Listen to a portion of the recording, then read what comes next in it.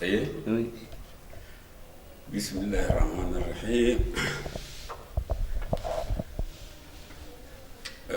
Je vais prendre vos questions une à une et puis essayer de répondre. Après, on peut poser d'autres choses si vous voulez. La première question concerne la pénétration de l'islam au Niger. Bon, j'ai déjà répondu à la question depuis des années. J'ai écrit un livre sur l'islam au Soudan central, basé sur le Niger. J'ai dit Soudan central parce que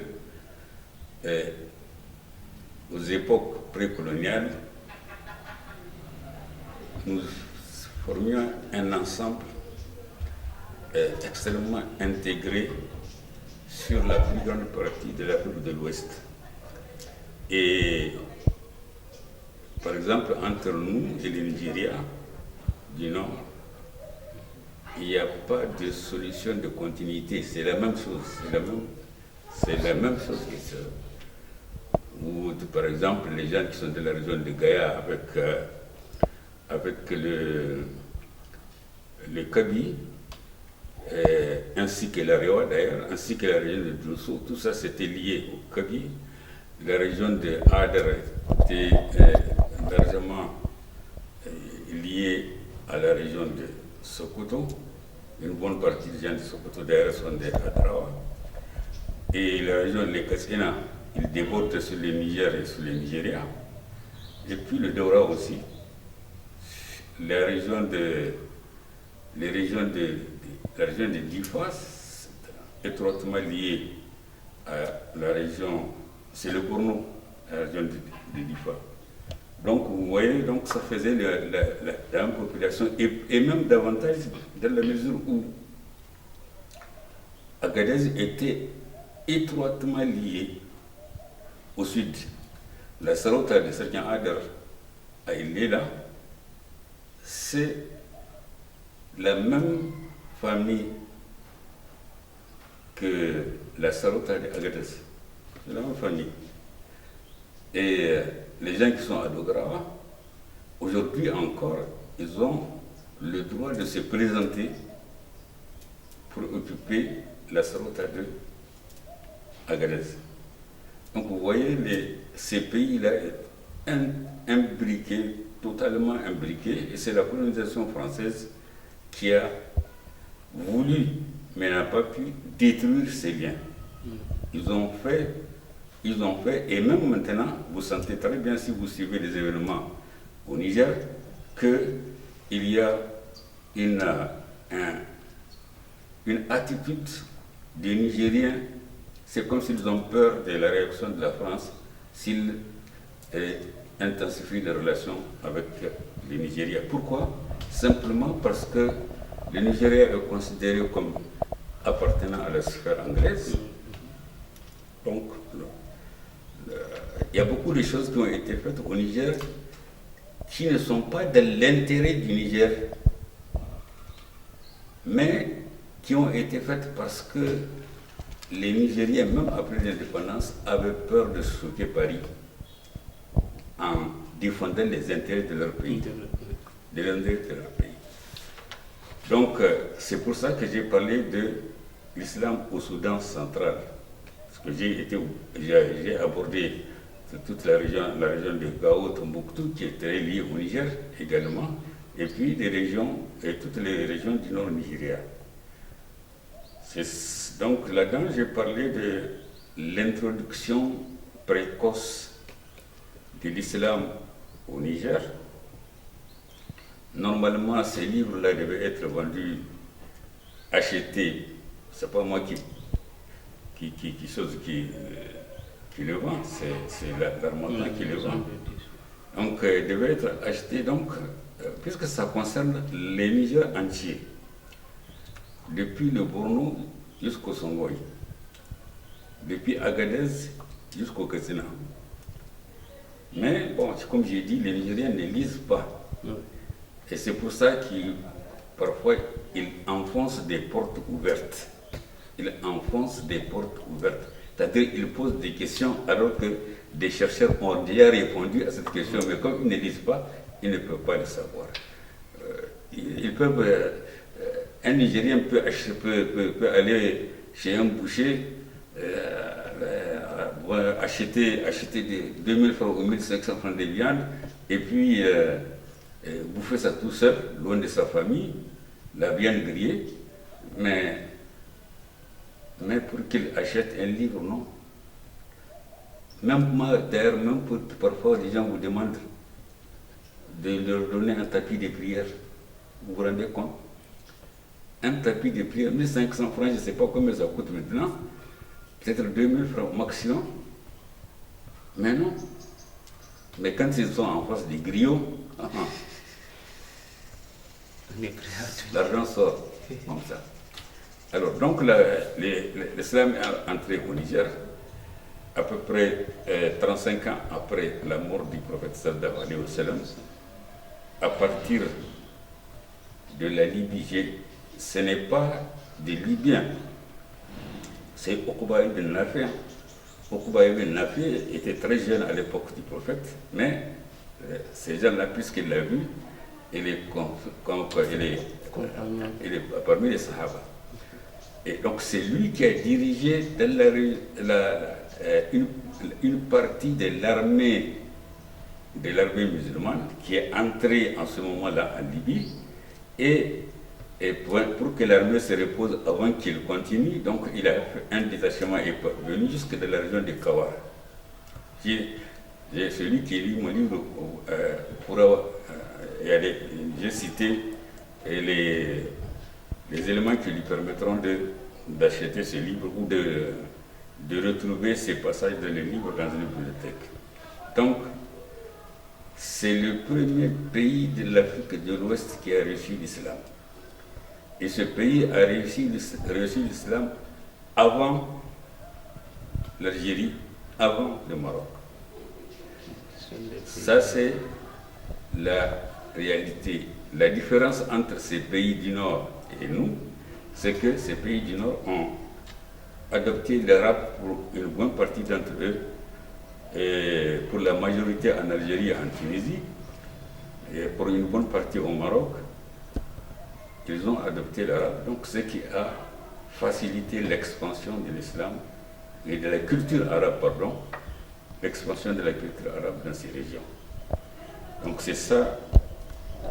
Mais évidemment, vous savez, une chose que les non-musulmans ne savent pas, et que même parmi les musulmans, ce qu'ils ne savent pas, c'est que l'islam dit, quand il entre dans un pays, même en position de force, il dit lakum dinukum waliya din. Donc, lakum dinukum man sha'a faliya yu'min wa man sha'a faliyakfur. Donc, l'islam considère que obliger les gens à devenir musulmans est interdit à un musulman. C'est la différence avec ce qui s'est passé en Europe. C'est la différence avec ce qui se passe en Europe avec le christianisme. Si vous écoutez, si vous lisez la question du christianisme en Europe, à l'époque de Charlemagne, c'est-à-dire au IXe siècle, vous allez voir que c'est des guerres. Et aujourd'hui, c'est eux qui disent que les musulmans, ils viennent, c'est le sabre qui sort. Parce que les musulmans ne répondent pas, parce qu'ils ne connaissent pas l'histoire de l'Europe. Si vous connaissez l'histoire de l'Europe, vous savez que c'est en Europe que la violence a été utilisée pour convertir les gens. Et c'est en Europe qu'il y a eu les bûchers, même entre chrétiens, où on rassemble tous ceux qui ne sont pas d'accord avec la pensée dominante, on les rassemble, on les enchaîne, on met du bois et on met le feu. Et on les brûle. C'était comme ça que ça s'est passé. Donc l'islam puisque il laisse les gens libres d'être, s'il y a un État musulman, vous respectez la qualité, cette qualité d'État musulman. Vous savez que la majorité de la population est musulmane, donc vous devez respecter cela. Mais en dehors de ça, vous êtes libre, parfaitement libre de vous convertir ou de ne pas vous convertir.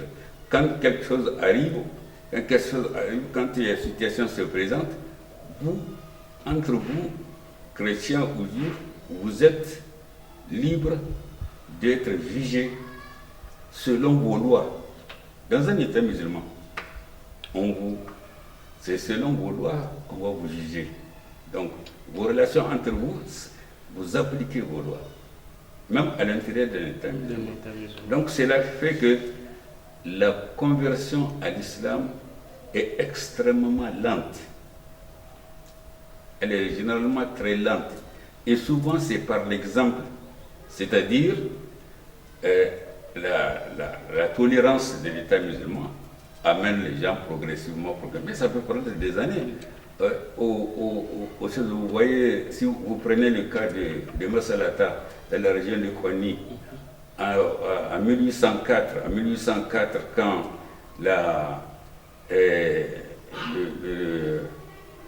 quand il y a eu le premier émir musulman, enfin, ils étaient musulmans avant même, mais le premier émir partisan de Ousmane Danfodio, qui s'appelle Chaïbou.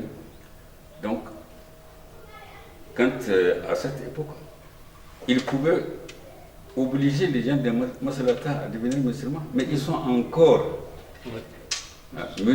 Ousmane Danfodio est mort en 1817. Et aujourd'hui encore, ils n'ont pas adopté l'islam. Ils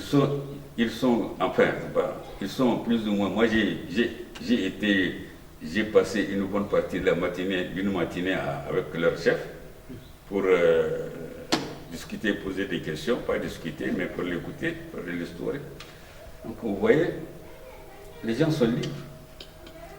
Les gens, jusqu'à il n'y a pas très longtemps, dans la région de Bagga, à 25 km de Tawa, il y avait les Massafa.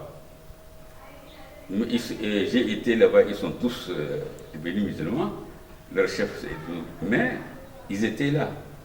Et certains Adr pouvaient les obliger à devenir musulmans. Mais l'islam ne reconnaît pas une conversion par la force. Donc c'est ça qui explique. C'est ce qui explique la lenteur de la pénétration. D'abord, les dispositions de l'islam lui-même, et ensuite la non-adoption de la langue arabe. L'adoption de la langue arabe facilite l'islam culturel. L'islam culturel. Je ne dis pas qu'ils sont plus musulmans que les gens qui ne sont pas. Mais l'islam culturel, c'est-à-dire la culture arabe, disons l'empreinte de la culture arabe. Donc j'ai dit d'abord la région de Bilma, et puis ensuite, vous voyez, c'est que les régions, l'islam ne s'est jamais occupé en Afrique de prosélytisme, c'est-à-dire conversion, comme font les gens les chrétiens, les gens qui se disent évangélistes, qui évangéliser l'islam ne le fait pas. Donc, il n'y a pas de conversion, c'est le mouvement commercial qui a facilité. J'ai expliqué ça dans un de mes livres. À savoir que les mouvements commerciaux, qu'est-ce qui vient pour le commerce? C'est des hommes. C'est des hommes. Donc les hommes viennent et ils s'installent. Et automatiquement, donc, ils ont des domestiques, ils se marient, et vous ne pouvez pas, un commerçant musulman qui arrive, il ne peut pas vivre en concubinage avec une femme, non. Il faut qu'il l'épouse Or, c'est des animistes. Donc, il faut qu'ils se convertissent. Et c'est comme ça, progressivement, lentement. Et c'est pour ça que les gens qui entrent dans l'islam, c'est difficile qu'ils sortent. Parce qu'ils sont entrés dans l'islam volontairement, pacifiquement. Donc c'est difficile qu'ils sortent. Et le colonisateur français au Niger, il sait très bien il a cette affaire, cette prédisposition des musulmans. Et la preuve, c'est qu'ici, il a tout fait. Il a tout fait pour favoriser l'Église. On a même nommé des chefs animistes. On les a élevés pour combattre l'islam. Ici au Niger, l'Église et la colonisation. Le colonisateur qui est un athée, parce que les colonisateurs français, c'est Jules Ferry. Nous voulons une école débarrassée de Dieu. Donc eux, ils ne sont pas chrétiens. En tout cas, ils ne pratiquent pas. Mais ils appuient l'Église financièrement, politiquement, mais ils ont fini par échouer et ils ont laissé. Le Koroma a rapporté un machin, je ne sais pas si c'est le Koroma ou quelqu'un d'autre, disant que donc quand les gens ont vu que ce n'est pas possible de convertir les gens, dans les années 1940, il y avait 80% des musulmans ici, d'après les statistiques coloniales. Mais donc ils ont dit il faut qu'on laisse cela parce que comme ça, peut-être qu'on va dire nous sommes des amis. Il y a un passage du Coran qui dit que notre Dieu est votre Dieu et nous avons les mêmes dieux. Donc il faut appuyer là-dessus pour montrer que nous sommes tous comme ça. Peut-être un jour, on va. Donc c'est ce que les gens appellent dans l'adhère Bougoуда. Bougoуда, c'est quand vous contournez quelqu'un et puis vous les terrassez comme ça par surprise. Donc ils pensent à ça. Et c'est ça qui explique la lourdeur. Surtout qu'après l'indépendance, le Niger n'a rien changé. Les dirigeants nigériens n'ont porté aucune réflexion sur ce qu'ils ont hérité du colonisateur. Le colonisateur est venu ici avec son programme, avec son objectif. Le programme, c'est quoi? Dominer le pays et faire des habitants du pays des Français. Ça leur donnait les droits des Français. Donc, d'où nos ancêtres les Gaulois, que les premiers Africains qui ont été à l'école ont appris, nos ancêtres les Gaulois. Donc, nos ancêtres les Gaulois, les Gaulois ancêtres des Français, c'est aussi nos ancêtres. Ensuite, il y a eu d'autres générations, et même nous, à ma génération, à l'école primaire, on cherchait France, nous sommes ta jeunesse. France, nous sommes ta jeunesse. Donc, c'est-à-dire, ta gloire et ton esprit. Donc, et nous allons s'emparer, un digne fils de nos aïeux. Un digne fils de nos aïeux. C'est comme ça, c'est ce qu'on apprenait aux enfants de 6 ans, 7 ans à l'école. Donc, il s'agit de faire, mais vous voyez, malgré ça, d'environ 80% dans les années 40, 1940, maintenant, il y a presque 100% des Nigériens musulmans. Ils ne peuvent pas les calculer.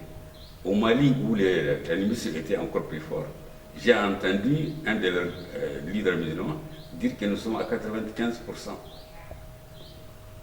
95% musulmans.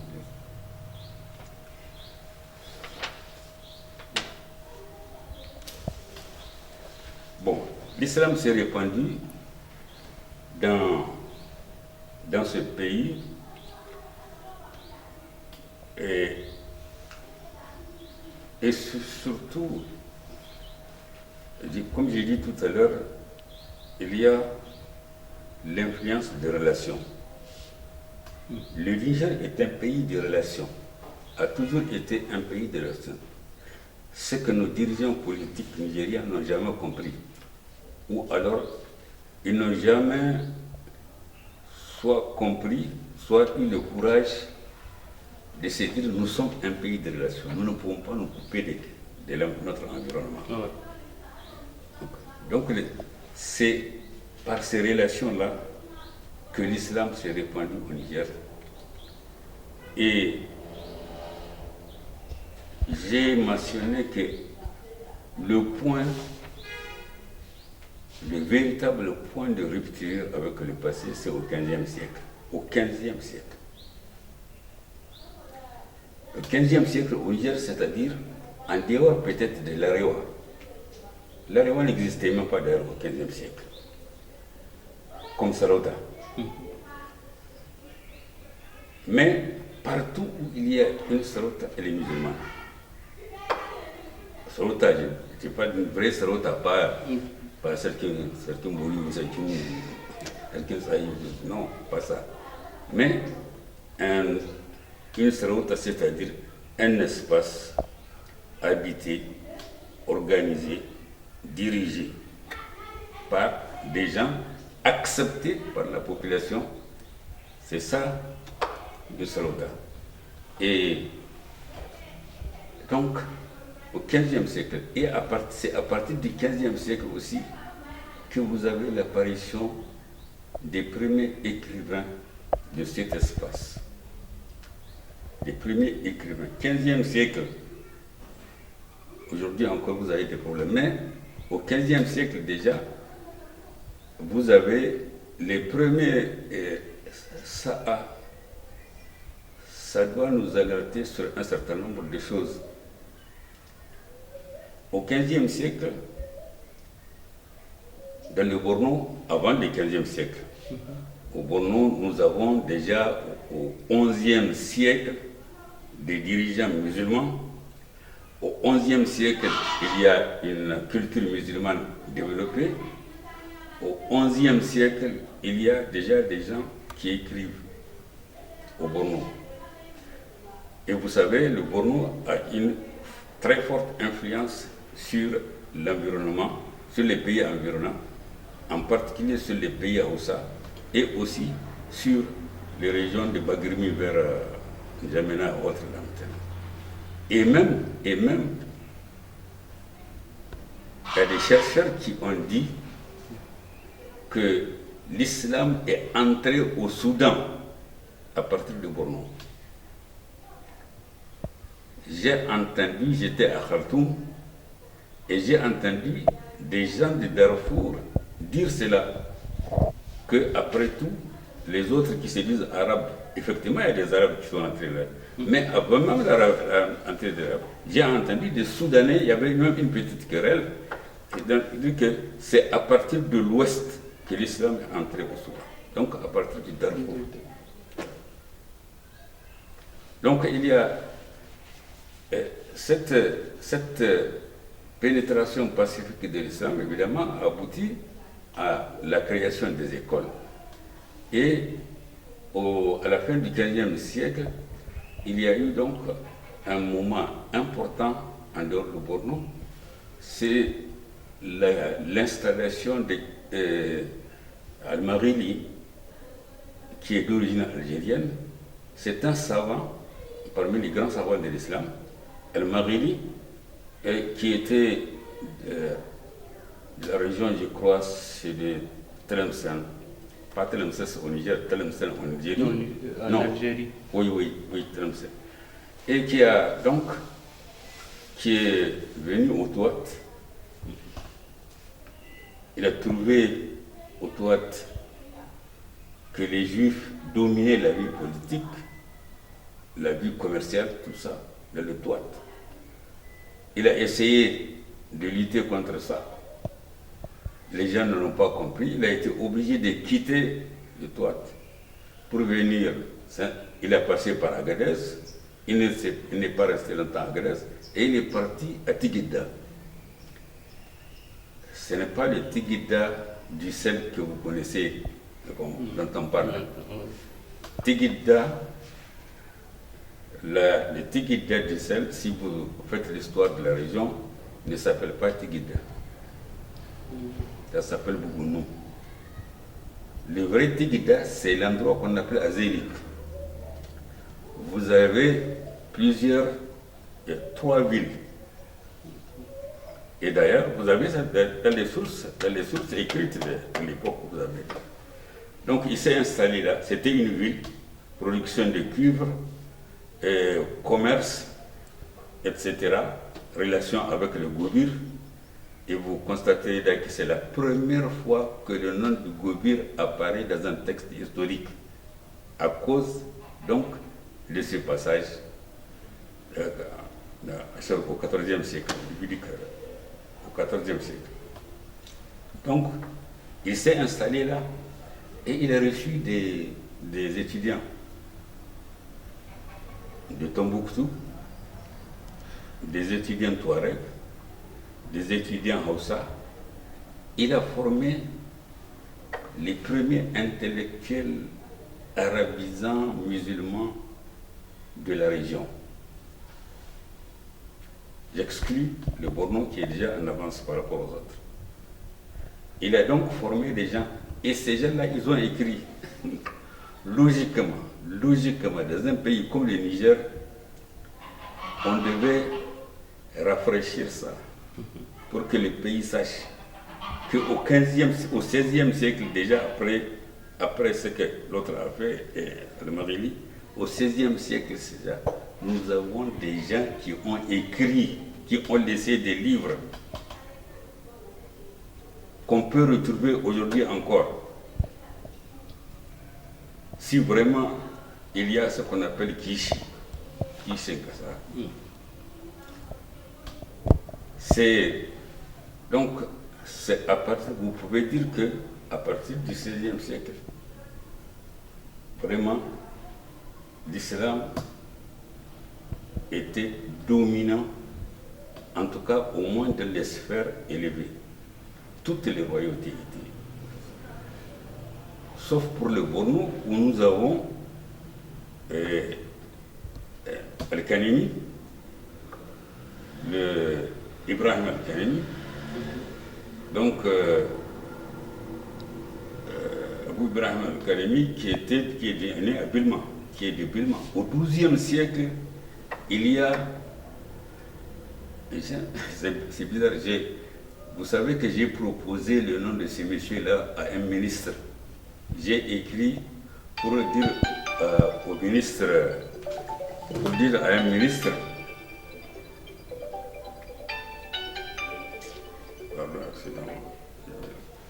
pour dire à un ministre, voilà, il y a eu des gens qui ont des intellectuels de haut niveau, on peut donner leur nom aux universités nigériennes. Les Nigériens vont apprendre également que quand même, ce n'est pas avec la culture française que nous avons commencé à avoir des intellectuels. Mais le monsieur ne m'a même pas répondu. Ça doit être peut-être dans ses archives, à moins qu'il n'ait envoyé ça dans les toilettes. En tout cas, au XIIe siècle, Ibrahim Al-Kanemi était... Son nom c'est Al-Kanemi parce que Bilma faisait partie du Kanem, de la Sarauta du Kanem. Mais il a été célèbre au Maroc. Nous avons, malheureusement, nous n'avons pas des relations sur lui à partir de la chose. Nous avons des relations sur lui grâce aux écrivains arabes, marocains du Maroc et même de l'Est, du Cherp,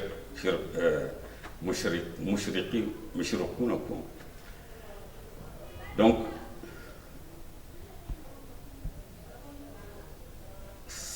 il a été jusqu'en Espagne, qui était encore musulmane, en Andalousie. C'est quelqu'un normalement qui devait avoir une énorme place à la place de la place Mitterrand ou de Gaulle. Ouais, l'avenue de Gaulle, l'avenue Mitterrand. Bon. Donc, 12e siècle. Au Borno, 12e siècle, à un moment où vous n'avez pratiquement personne en Europe de son niveau.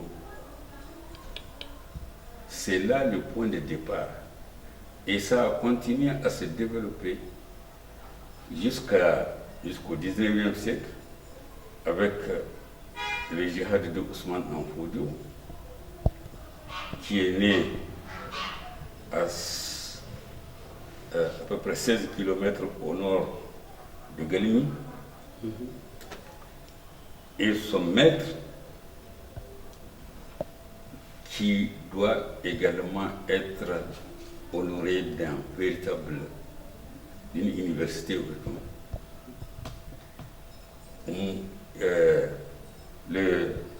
Son maître qui s'appelle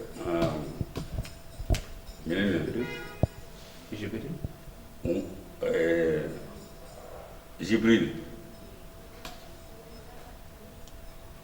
Comment il s'appelle il y a son nom en Hausa-Don, Umaru. Je retrouverai le nom tout de suite. Donc, c'est lui qui a formé Ousmane Danfodio. On n'en parle pas. Et même les gens de Sokoto évitent de parler à ça. J'en ai parlé une fois à Sokoto parce que j'ai passé 1 heure sur la radio de Sokoto dans une émission qu'ils appellent Bakom Namako. Donc, j'ai parlé de lui, mais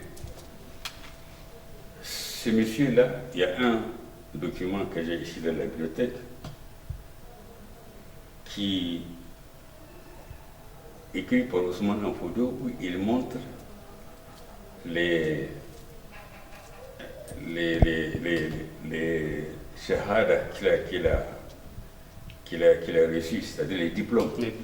Parce que autrefois, vous savez, quand vous venez chez un marabout, un savant spécialiste d'une discipline islamique, il vous lisez les livres avec lui et vous commentez devant lui jusqu'à ce qu'il soit sûr que vous dominez la discipline, et en ce moment il vous donne un papier comme quoi un tel a lu avec moi tel livre, tel livre, tel livre. Il est aujourd'hui en mesure de les enseigner. Sur les 10 diplômes reçus par Ousmane Danfodio, 9 viennent de Jibril Daoumoro, qui est de la région de Wozake. Wozake,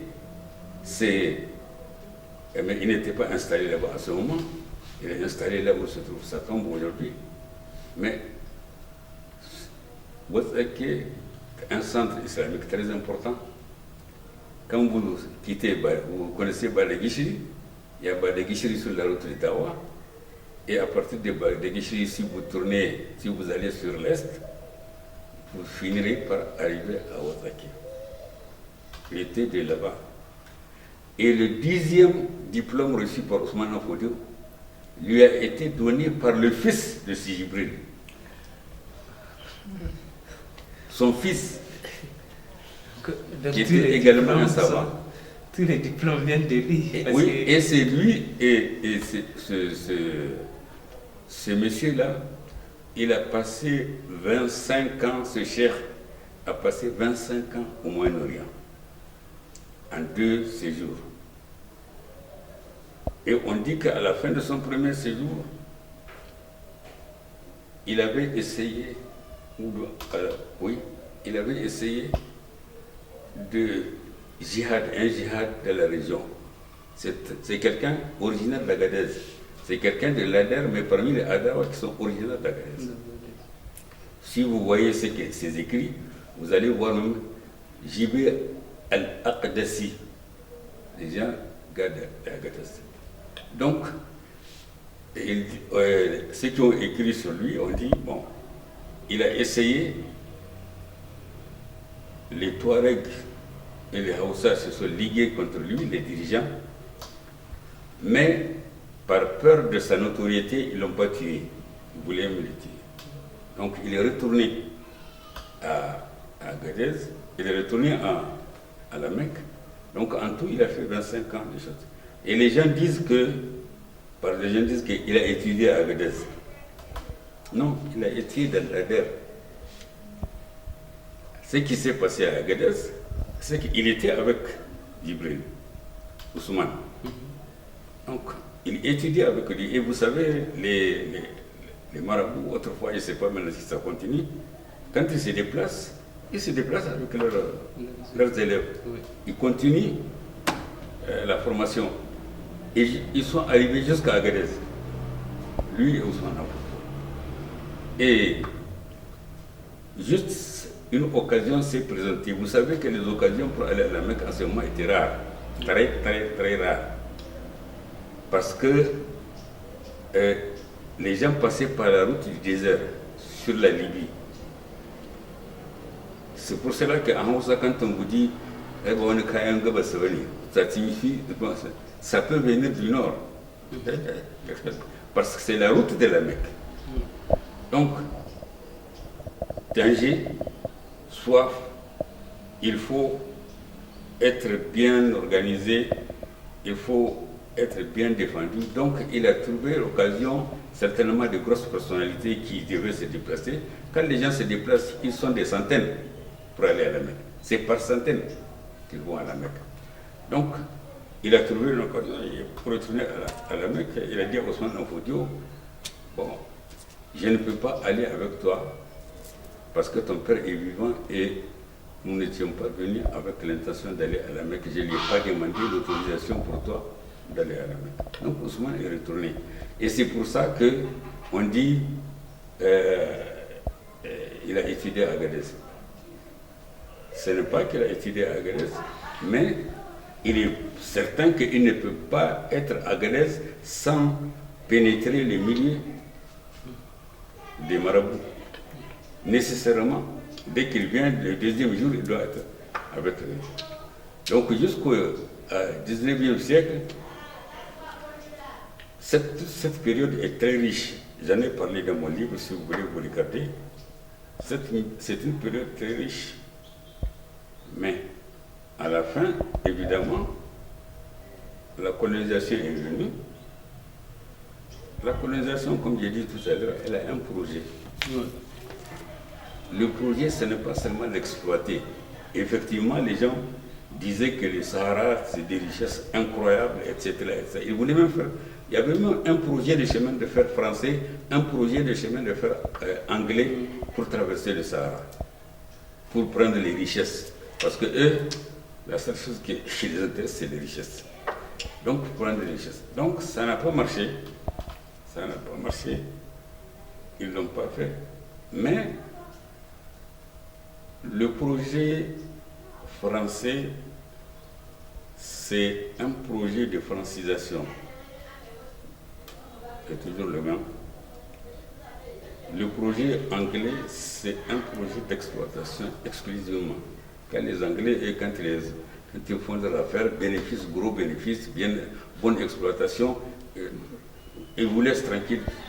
Les Français veulent le goût des Français. Le projet français est un projet, comme j'ai dit tout à l'heure, des gens comme Jules Ferry, qui est adoré par des gens comme comment ça s'appelle, Hollande et autres, et les Macron, et un projet athée. Deuxièmement, des gens comme Jules Ferry, je l'ai cité, oui, il disait que les races supérieures, il parle des races supérieures, donc qui ont un droit sur les races inférieures. C'est le même, hein? Et Hollande en a fait, il a même, je ne sais pas ce qu'il a fait avant de partir là, quelque chose, les gens, heureusement, il y a des Français qui l'ont critiqué, ils ont dit que c'était raciste. Un raciste, comment est-ce que tu fais dire, toi tu t'es dit socialiste et tu fais d'un raciste, un monument français. Le projet français est complet. La preuve, c'est que, vous voyez, prenez le cas de vendredi, les gens se reposent. Jusqu'ici, au Niger, en tout cas dans la région de Tawa, les gens ne vont pas au champ le vendredi. C'est un jour de repos.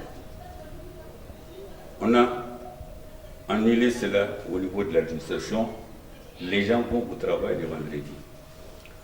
Le samedi, qui est le jour de repos des Juifs, d'abord le dimanche. Dimanche, c'est le jour de Dieu. C'est ça que ça veut dire. Dimanche. Le jour de Dieu, c'est-à-dire le jour où on va à l'église. C'est le jour où on va à l'église. Et là, on nous a fait le jour de notre repos, nous musulmans. Et puis ensuite, plus tard, les Nigériens eux-mêmes ont institué le jour des Juifs comme repos. Il a fallu longtemps pour que même on permette aux gens d'aller le vendredi à la mosquée.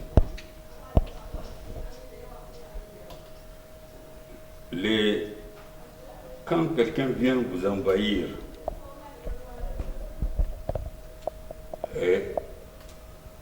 détruire ou essayer de détruire votre type de formation, puisque les Français ont trouvé des écoles ici. Et les écoles chez nous sont aussi anciennes que les écoles en France.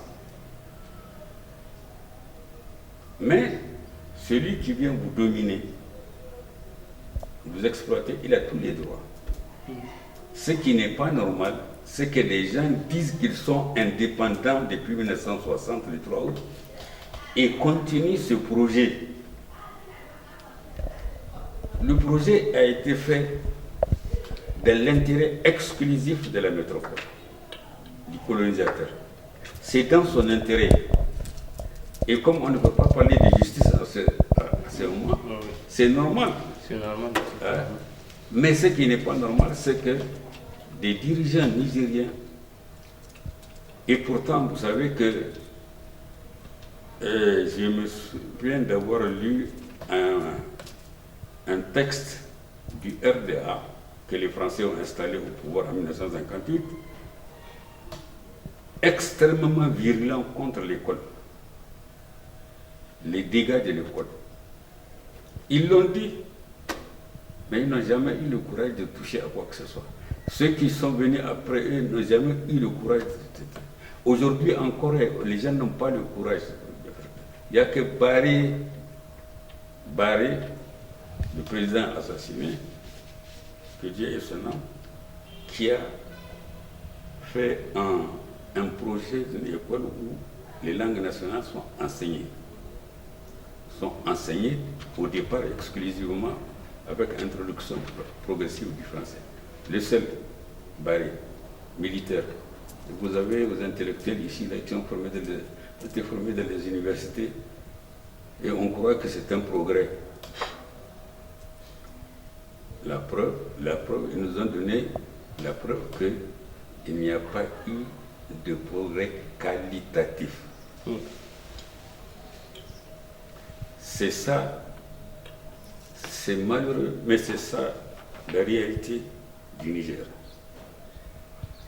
Nous avons beaucoup de gens. Une fois, j'ai même trouvé, malheureusement, les termites m'ont gâté beaucoup de choses sans que je sache. Un livre de Oli Dambarina. Oli Dambarina, c'est du 17e siècle. 7e ou début du 18e siècle, de Katsina. Il était à Katsina, c'est au Nigeria, mais au Niger aussi à Katsina. Et les gens qui étaient à la tête du Katsina en ce moment, ce sont les gens qui sont à Maradi actuellement, les chefs de Maradi. C'est eux les Sarakuna de Katsina, jusqu'au 19e siècle. Donc c'est nigérien aussi. Vous avez parlé ici du niveau les niveaux d'instruction des populations. Le niveau d'instruction des populations, moi je ne sais pas, il y a une.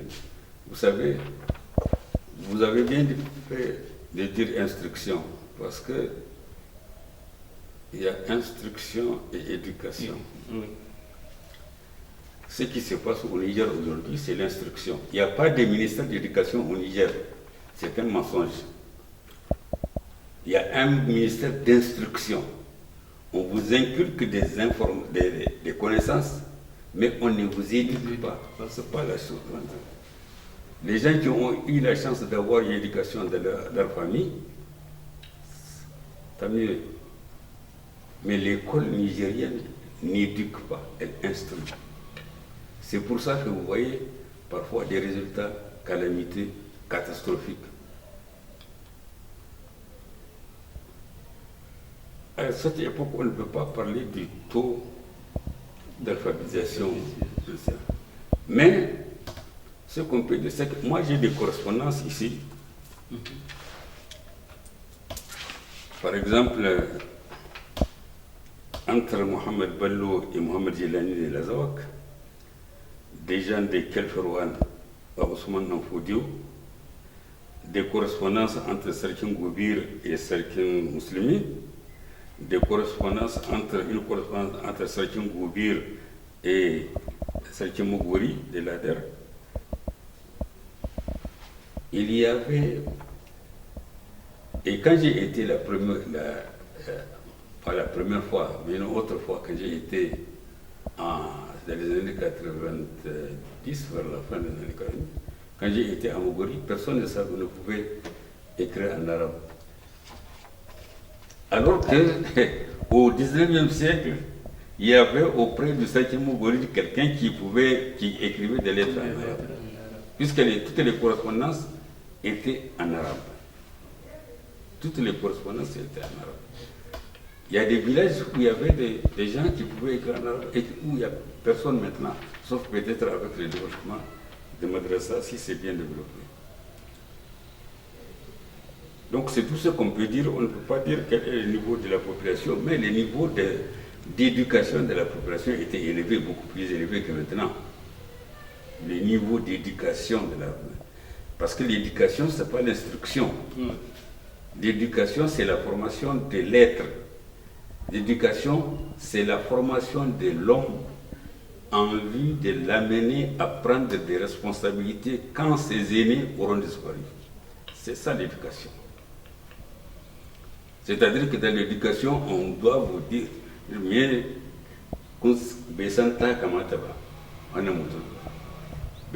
c'est-à-dire qu'il ne sait pas ce qu'il faut faire, comment il faut se comporter correctement. C'est ça l'éducation. Vous pouvez avoir quelqu'un qui n'a jamais été... Prenez le cas de Askia Mohamed, prenez le cas de Serkin Goubir ou un Boskouré Serkin Mouradi. Prenez tous ces gens-là, tous ces cas-là, vous pouvez les prendre. Ils n'ont jamais été dans une école et peut-être qu'ils savent seulement, ils connaissent seulement les quelques sourates pour prier. Mais ils ont tenu en main 1 million de kilomètres carrés, 2 millions de kilomètres carrés, 500 000 kilomètres carrés, 300 000 kilomètres carrés. Ils ont tenu ça pendant... Et c'est des règnes qui vont jusqu'à 50 ans de règne. C'est ça l'éducation. Ils ont été éduqués pour ça. Bon. On dit que, je crois que c'est dans le Katsina, quand vous devenez Serikin Katsina, il y a une cérémonie. Cette cérémonie-là, on vous met sur un âne. Avec des haillons. Pour à cascanter de mouton, comme on dit, c'est-à-dire le rabaisser, l'abaisser, l'humilier.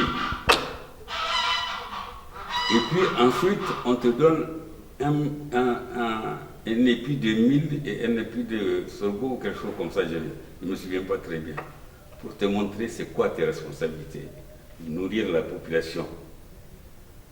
On te dit dans certaines régions, je ne sais pas si c'est dans le Catina ou dans l'ailleurs, tu es maintenant, tu es certain que tu n'as plus de parents, tu n'as plus d'ennemis, tu n'as plus d'amis. Tu ne peux pas faire à quelqu'un, tu ne peux pas donner à quelqu'un ce qui ne t'appartient pas parce qu'il a été bien avec toi avant que tu sois Serki. Tu ne peux pas en vouloir à quelqu'un en utilisant ta force de Serki parce qu'il n'a pas été bien avec toi quand il n'était pas Serki. Tu ne connais plus personne, tout le monde, tous les Gagnants sont tes fils. Tous. Et c'est ça que El Marili disait, parce que celui dont je vous parlais tout à l'heure, il a écrit un livre qui s'appelle Tajdin Fima Ejibu Alel Moulouk, le couronnement de la religion, les devoirs des dirigeants. Il a dit, ce livre a été écrit à la demande de Serkin Kano Rumfa, qui est Serkin Kano jusqu'en 1499. C'est lui qui lui a demandé ce livre. Et il a écrit à Tigidda. Et dans ce livre, il dit la bonté pour un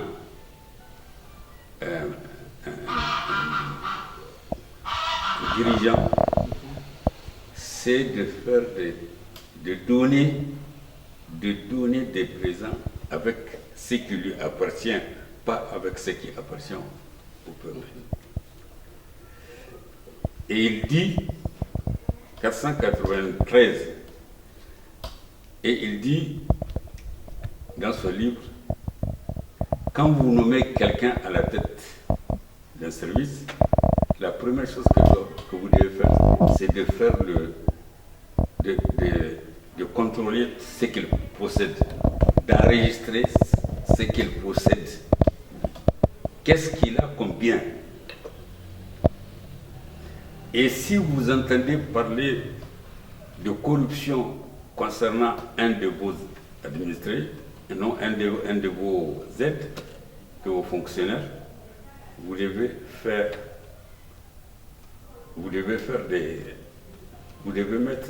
contrôler. Si vous entendez dire qu'ils sont enrichis, vous devez automatiquement contrôler.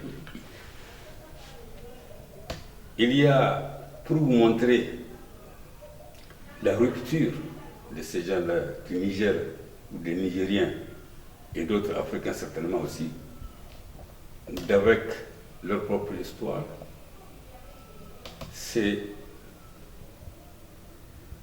quand vous lisez ce livre qui est destiné aux...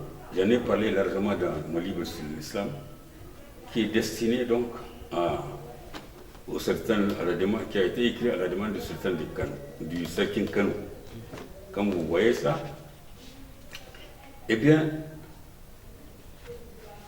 vous dites, mais pourquoi les gens n'apprennent pas leur propre histoire? À l'époque où il y avait un premier ministre là, c'est pas la peine de citer le nom ici. La première fois au Niger, on a dit qu'on va faire quand quelqu'un arrive au pouvoir, ministre ou autre, il faut faire l'état de ses biens. J'ai dit, mais c'est en 1493 au Niger que quelqu'un a écrit ça. Et il montrait que c'est la démocratie, l'application des principes démocratiques. Quel principe démocratique? C'est des principes de justice.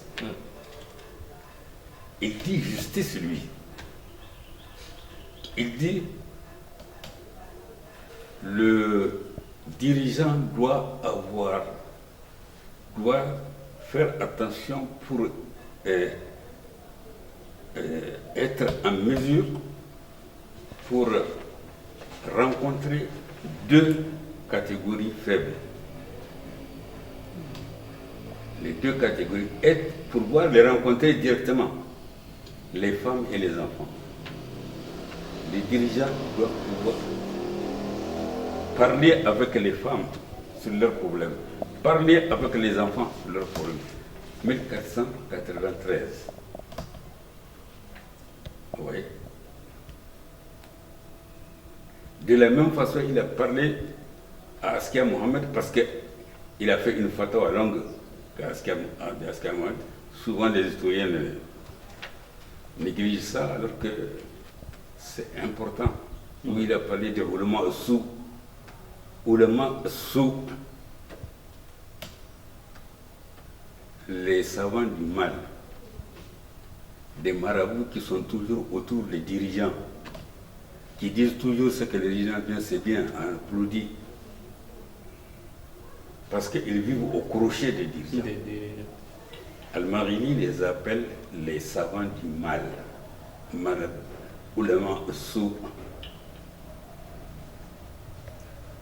Ça c'est quoi? 1500. 1500 à partir de Tikida. Ce qui veut dire que nous avons un héritage que je ne qualifierai pas de fabuleux, mais de très très très important. Malheureusement, cet héritage-là n'est pas utilisé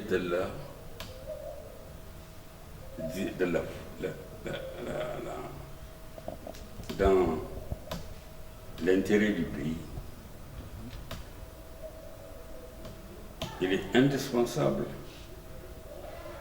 que l'ignorance qui a caractérisé, l'ignorance de la réalité du pays, de l'histoire du pays, qui a caractérisé nos dirigeants depuis 1958, il faut que ça cesse. Si ça ne cesse pas, ce n'est pas la peine de faire des illusions. Il n'y aura aucun progrès. J'ai lu il y a 2 jours sur WhatsApp, on parlait des pays du niveau culturel. Il y a le Niger est le dernier de l'Afrique, avec 16% des gens qui savent, qui sont instruits, qui savent lire et écrire. Regardez dans WhatsApp, vous allez voir ça. 16%. Alors que je crois un pays, je ne sais pas si c'est la Guinée-Bissau, 95%. Même les pays en guerre en Afrique sont au-dessus du Niger. Mais que voulez-vous? Si je vous enseigne dans votre langue, si vous êtes un berger, si vous passez en Tamajek ou bien en Fulfulde, vous savez lire votre langue, vous connaissez déjà la langue. Le plus important, ce n'est pas l'alphabet. L'alphabet, en 2 jours, vous pouvez apprendre votre alphabet. Mais ce qui est difficile à acquérir, c'est la langue. Or, vous avez déjà la langue. Il suffit qu'on vous enseigne l'alphabet. Si on vous dit telle maladie, voilà les manifestations de telle maladie. Les premiers soins, voilà ce que vous devez faire. On vous dit ça un peu, vous êtes un peu... Mais c'est fini, en quelques jours, vous pouvez prendre les premiers soins. Hein? Et même dans les autres langues nigériennes, parce que déjà en 1900, dans les années 50, on disait que plus de la moitié des troupeaux du Niger appartient à des sédentaires, les confient seulement aux bergers. Donc, tout le monde a intérêt. Ouais. Hein? Si vous prenez le cas de, par exemple, de la ville d'Ottawa, vous ne pouvez pas trouver une maison où il n'y a pas un animal. Pas tout le monde élève. Donc, la question des maladies, des plantes, que les gens ne soient pas obligés d'attendre l'arrivée de Mouchangona pour pouvoir faire soigner les premiers soins. Voilà ce que vous devez faire. Et si et les gens ont accès à cette culture, si les gens ont accès à cette culture, ils n'ont pas besoin d'attendre que quelqu'un vienne de Niamey ou de la capitale régionale. Mais les gens sont bouchés à l'émeri. Ils sont bouchés à l'émeri. Ils ne veulent rien entendre. C'est ce qu'on appelle de l'autisme. C'est de l'autisme. Pourquoi on ne le fait pas? L'éducation, c'est ça.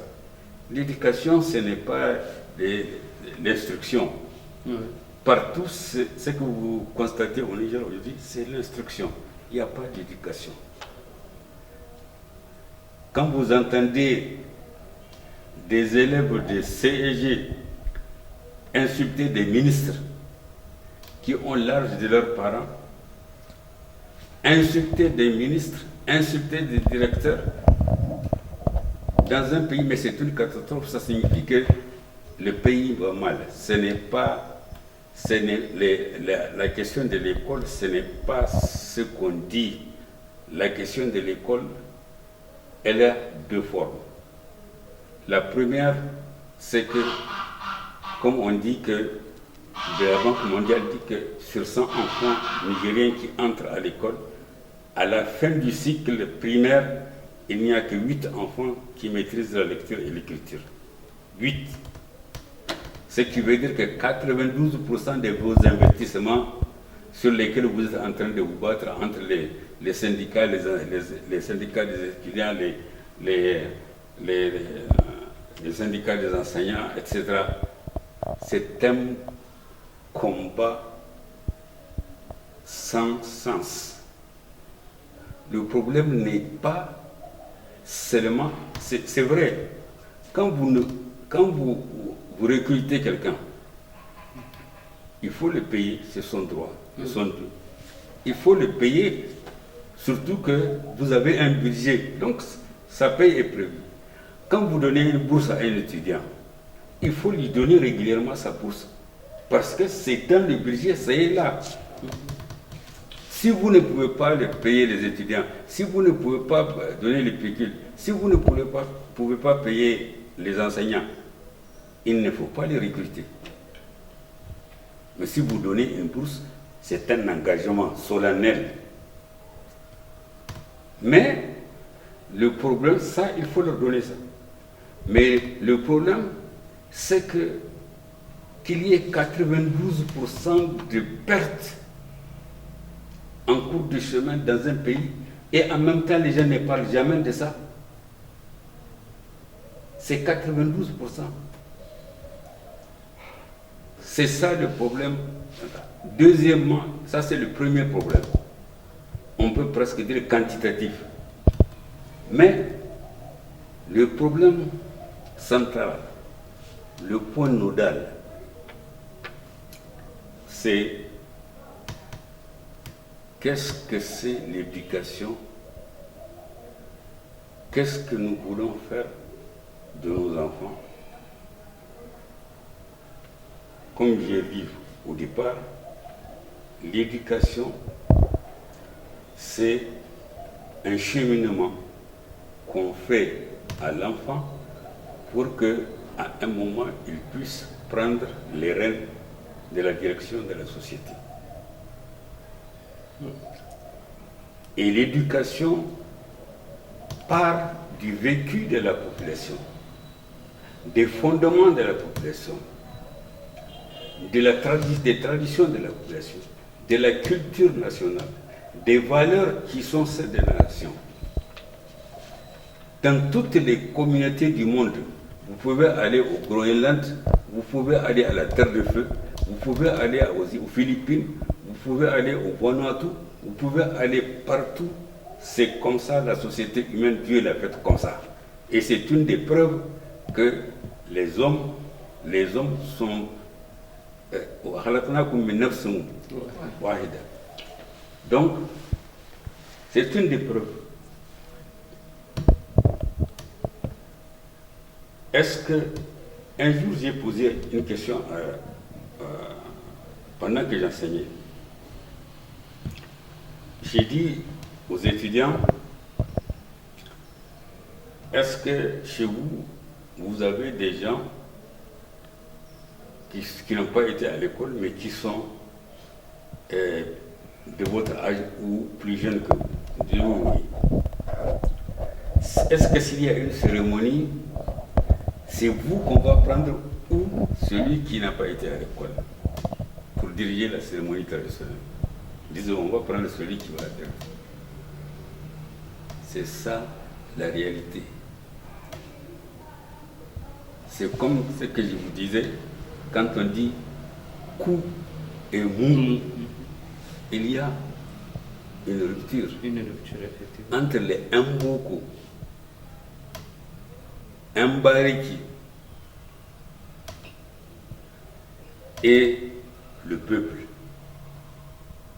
L'éducation ne sera une véritable éducation nationale que lorsque cette rupture, cette coupure entre le peuple et les gens formés Mbariki,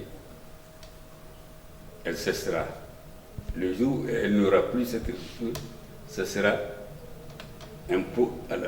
les possibilités de succès, de progrès seront alors là magnifiées, accélérées. Mais pour le moment, non. Et malheureusement, l'aliénation de la culture actuelle, qui est une culture, n'oubliez jamais que nous sommes sous une culture qui est la même que la culture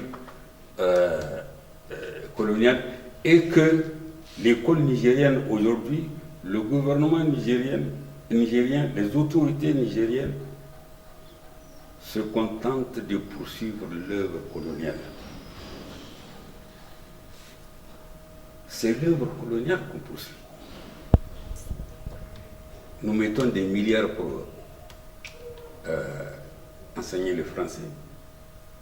Mais combien de millions on met pour enseigner les langues nigériennes? J'avais, quand j'étais à l'IRCH, développé les relations avec les universités du Nord Nigeria.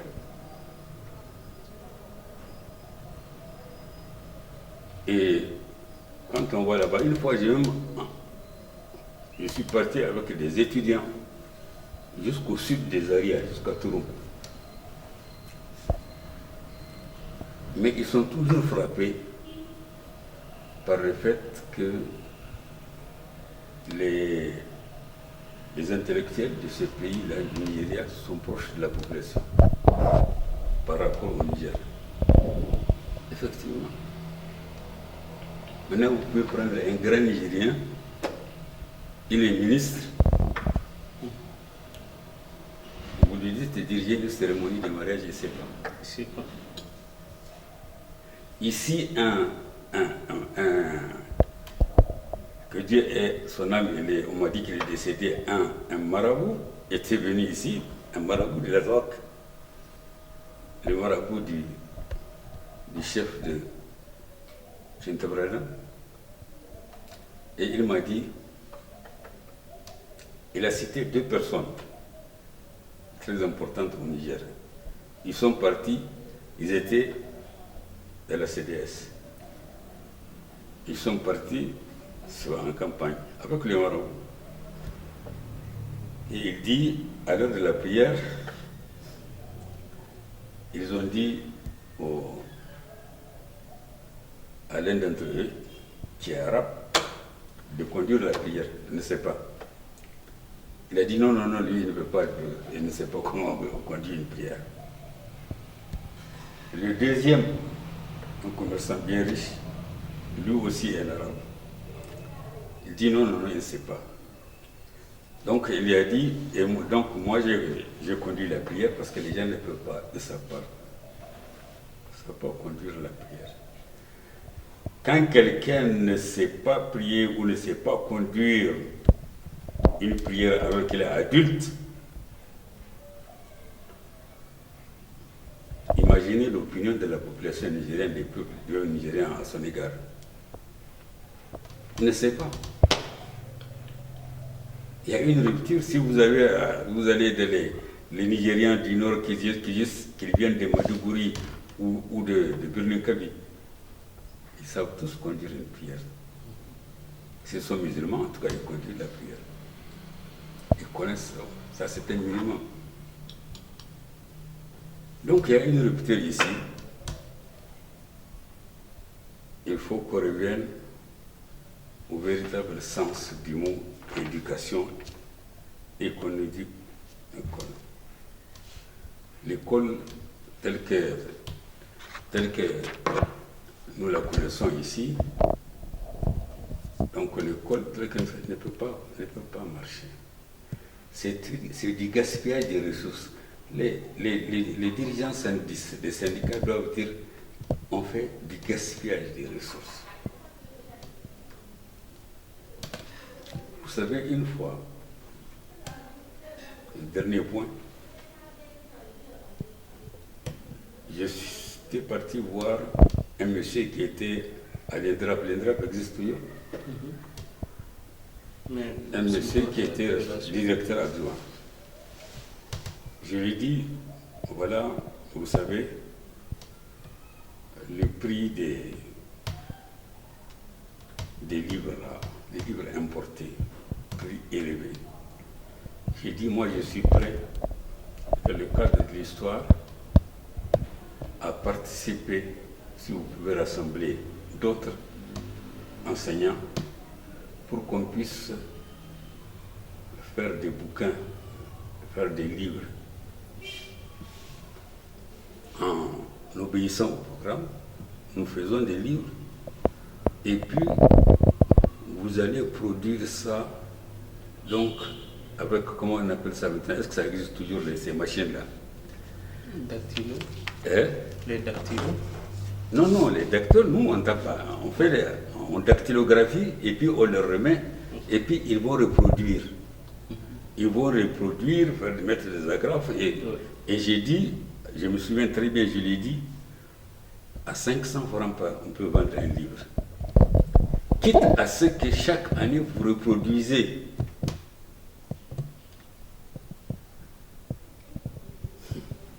Il a dit, ah bon, c'est bien.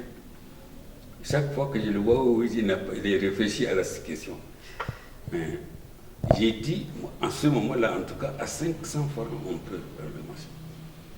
Surtout que en ce moment-là, je ne sais pas si ça continue, l'INDRAP recevait beaucoup de dons des pays étrangers en matière d'équipement, en matière de fourniture. 500, je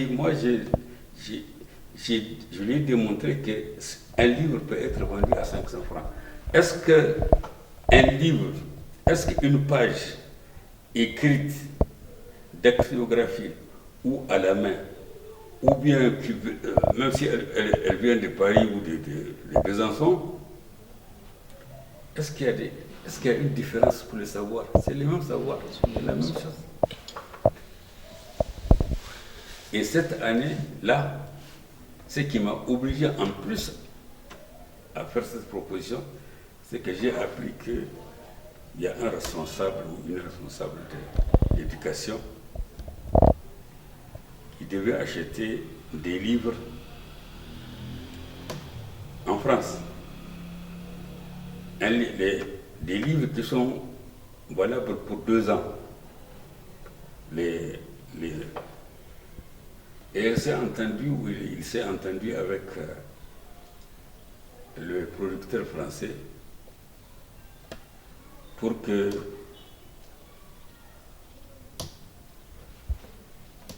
l'éducation nigérienne achète les livres séparément. Donc on a doublé la dépense. Mais il paraît que ces Français, ils envoient. Et une fois, j'ai même entendu, je connais le nom, que quelqu'un a reçu une 504. En ce moment, c'était les voitures de luxe.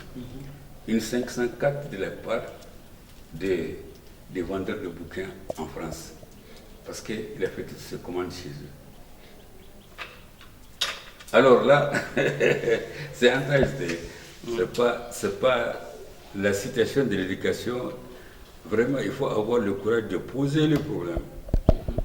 Je n'ai jamais eu la chance de causer avec un responsable de l'éducation pour lui poser la question, mais je l'ai fait il y a longtemps. Hein. Ce sont des idées que j'ai depuis toujours. Pour lui dire que maintenant, pourquoi ils sont en train de se battre avec le gouvernement sur le nombre d'établissements, sur le nombre de classes, tout ça, ce n'est rien d'autre que les moyens mis à la disposition des gens pour acquérir quoi? Le savoir. Pour avoir une éducation, acquérir le savoir. Tout ça, c'est des simples moyens. Vous allez vous battre sur des moyens, vous oubliez l'essentiel.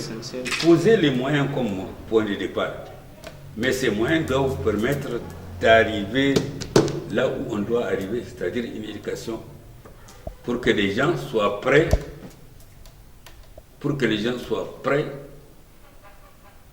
Prenez le cas de n'importe quel, c'est dans les chefferies là, dans les chefferies nigériennes. Vous pouvez voir un jeune de 18 ans, mais conscient de sa position. Ou chez des marabouts, chez des familles maraboutiques, je ne parle pas des marabouts façon niamey comme on dit, mais des marabouts, des familles maraboutiques. Vous allez voir un jeune de 18 ans, il a juste fini le Coran et la traduction, mais vous avez en face de vous une personnalité consciente de sa responsabilité en tant que fils petit-fils ou petit-fils de Maroc. C'est comme ça qu'il faut former les machins. Pas des choses là aujourd'hui, l'école, on continue. Mais vous avez bien remarqué qu'aujourd'hui, le machin là, le niveau des Français est tellement bas. Moi j'ai dit que j'ai commencé à écrire des lettres. On a commencé à venir me dire voilà, on veut écrire une lettre à un tel. Au CE2, cours élémentaire, deuxième année, je savais déjà écrire des lettres. Les gens peuvent venir me dire bon, il y a son